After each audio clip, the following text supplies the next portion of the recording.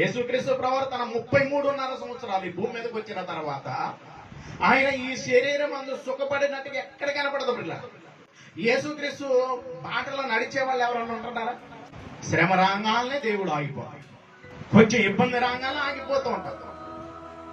ఆయన మీ కొరకు బాధపడి మీరు అంటే యేసుక్రీస్తు నడుచుకుంటూ వెళ్తున్నారు. ఇప్పుడు మనం ఏం చేయాలి? ఆయన అడుగులో అడుగు వేయాలి.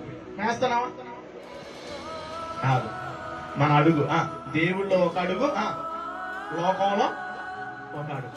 కొద్దిసేపు దేవుడు లోకంలో పరిగెడుతూ ఉంటాం, ఆ లోకంలో బాగా శ్రమలు వస్తాయి. శ్రమ రంగానే మళ్ళీ ఇప్పుడు ఇటు తిరుగుతాం. దేవుడా ఇంక నేను నడుస్తాను ప్రభా, నన్ను ఈ సమస్య నుండి నన్ను విడిపించావు, ఇంక నేను నడుస్తానంట. మరలా ఏం చేస్తాం తర్వాత? దేవుడు ఆ రోగం నుండి, ఆ పరిస్థితుల నుండి, ఆ బాధల నుండి విడిపించాలి. మరలా లోకం వైపు తిరుగుతాం. క్రైస్తవుడికి ఈ భూమి మీద ఏముంది? ఎవడైనను క్రైస్తవుడు అయినందుకు బాధ అనుభవించిన ఎడల ఆ పేరును బట్టి దేవుని మహిమపరచాలి. ఇప్పుడు యేసుక్రీస్తు ప్రభువారు కూడా ఈ భూమి మీద ఏం పొందాడు?